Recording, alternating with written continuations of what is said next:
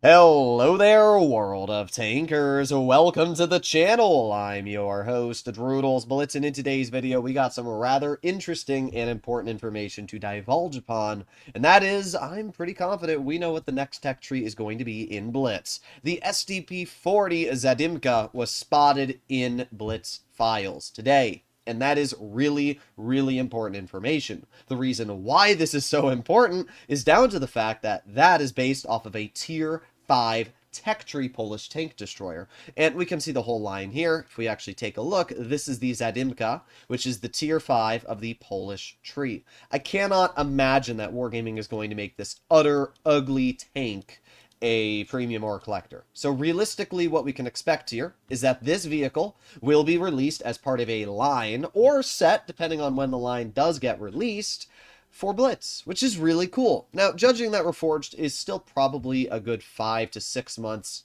away from being released, then realistically we're looking at this as the next tech tree and probably the final tech tree before sets take over.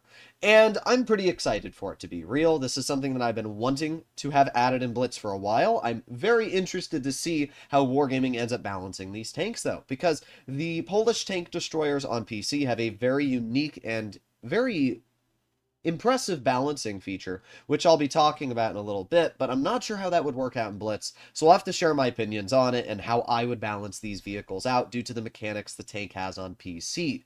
But with that being said, yes, I am going to say there's about 90% certainty that we are getting Polish tank destroyers as the next line. I can't say 100%, but judging that we haven't gotten any other information and any other leaks about new lines, and it's been already a decent amount of time since the Rheinmetall Panzerwagen has been added, I'm going to assume that Polish tank destroyers are what we're working with.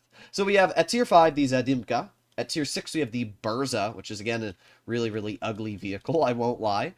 We go back to the tech tree. At tier 7, we have the Gowika, which is, again, really, really ugly. This whole line is ugly until you get to basically the tier 8.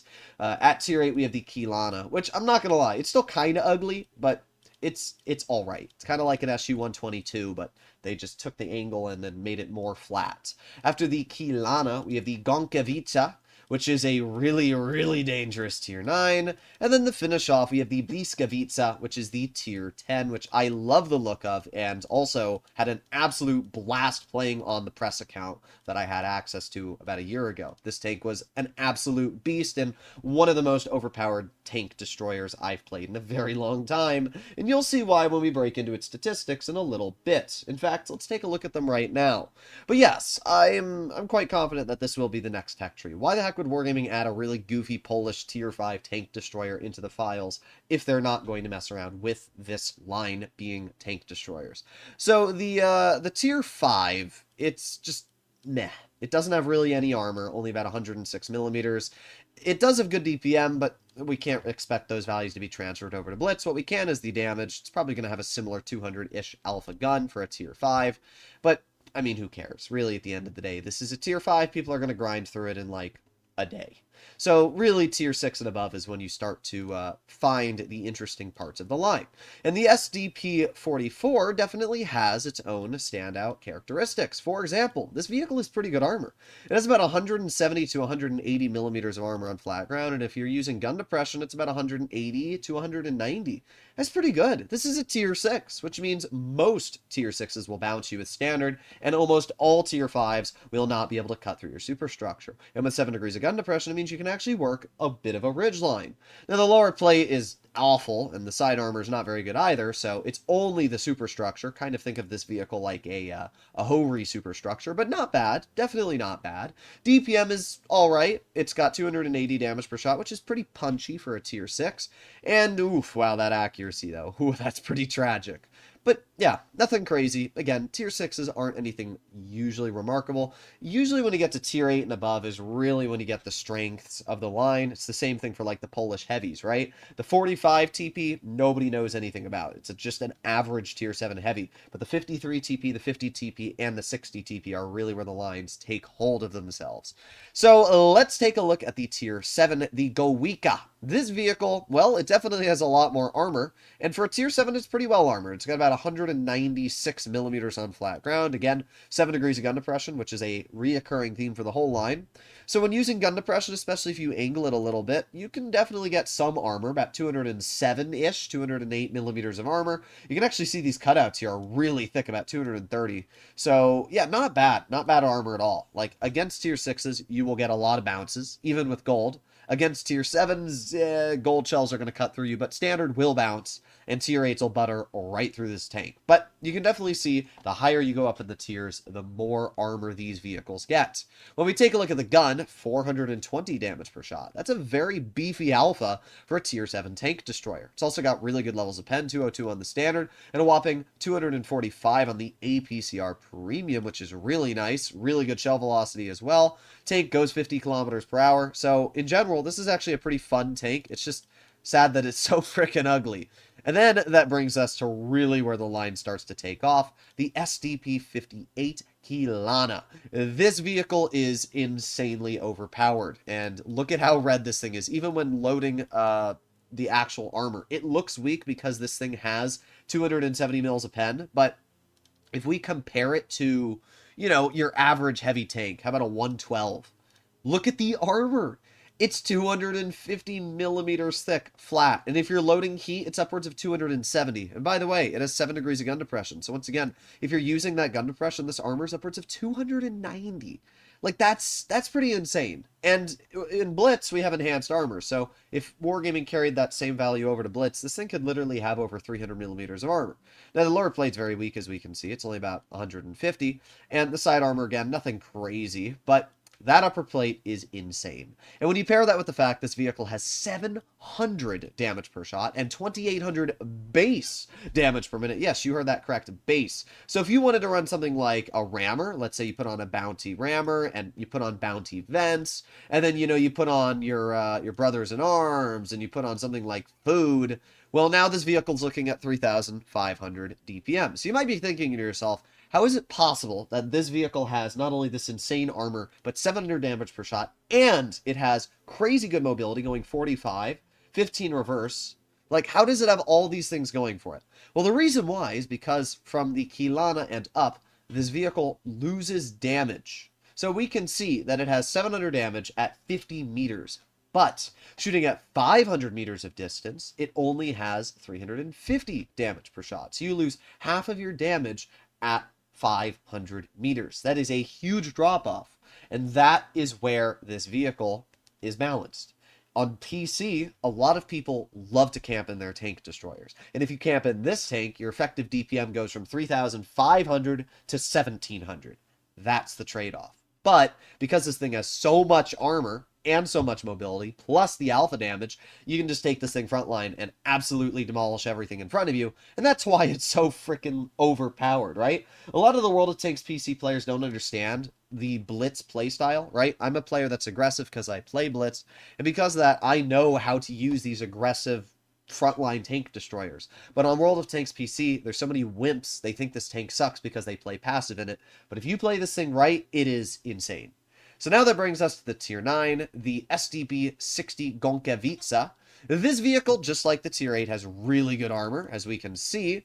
It's about 290 millimeters thick on flat, and again, if we get a tank that actually fires gold as a premium shell, so how about we get like an AE Phase 1, this is what the tank looks like against AP, about 270, and then loading heat's about 300. So if you're using the 7 degrees of gun depression, the upper plate on this vehicle is about 360 to 330 thick. That's really impressive, honestly. That is super, super impressive. Like, the AE Phase 1 is really good heat pen, 340, but in general, like, most tanks are looking at a red surface, and this vehicle ups that DPM, and now it's 3,300 base and 800 damage per shot.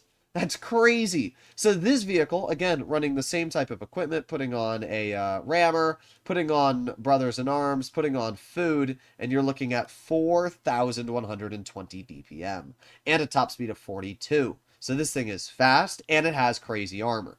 But it's when you really get to the Bliskavica that things get insane. This tank not only has the armor, And I mean insane levels of armor. Let's get another heavy out here. Go over to the heavies. Need something that fires heat. The 113 has heat. So this is what the vehicle looks like with standard. It's about 200 and, well, 80 to, 370. So if we load gold, we can really see the way the armor is balanced. So the flat parts here are the weak spots. And then you have the angled bits, which are super thick. But look at this thing with gun depression. Like, at weakest, you're 350. And at the upper parts, you're 370. So if you're on a ridgeline and you're only showing this part of your tank, you're about 360 millimeters. That's pretty freaking strong. Mediums will not pen you. Heavies will struggle to pen you. And when you pair that with the fact that this vehicle has 45 kilometer per hour top speed, a pretty solid power to weight ratio, 3,650 base DPM. That means if you're putting on a large food, and if you're putting something like, Bond vents, let's see where the heck vents are. There you go, Bond vents, and you pair that with something like Bond rammer, and then you also give this vehicle brothers in arms, you are literally looking, and you can also put on additional buffs like close combat, ammo tuning, armor, and like these massive buffs which increase your damage per shot.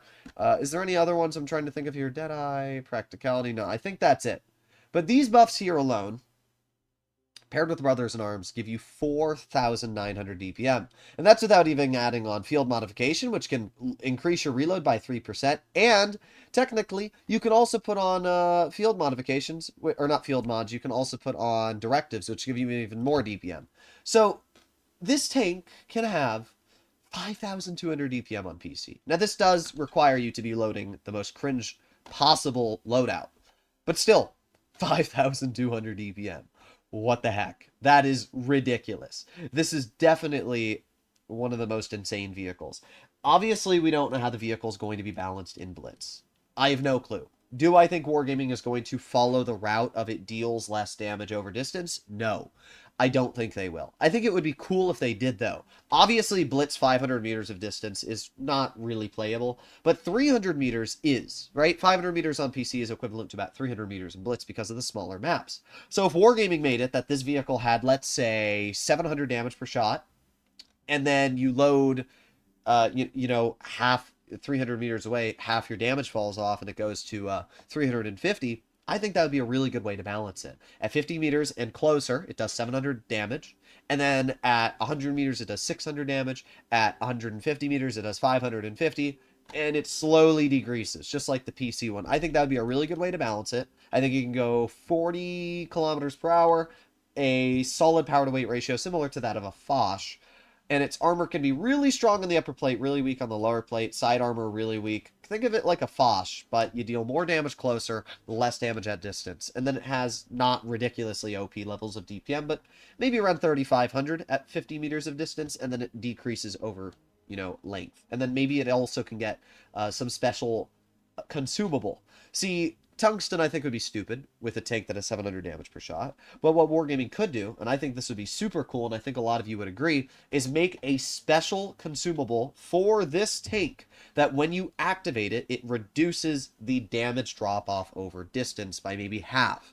So if you're 250 meters away and you activate this special consumable, instead of only dealing, 400 damage, it takes half of that off, and you're actually going to deal maybe 500, 550 damage. I think that'd be a really cool way to balance the tank. Or what Wargaming could do is they could make it so the standard shells deal, 700 damage per shot, but have really poor pen, but that the premium shells also deal 700 damage per shot, but lose damage over distance. I don't know. There's a lot of really cool ways that could balance it, and of course Wargaming will never listen to my opinion, but the point being, there are ways that this tank could be balanced, and I'm excited for this line to come into the game. Realistically, it's not going to have the mechanics that it does on PC because Wargaming tries to make themselves unique and differentiate themselves. But at the end of the day, it still looks cool. It still looks very fun, and you can let me know in the comments what you guys think. Hopefully you enjoyed the video, and I'll see you all in the next one.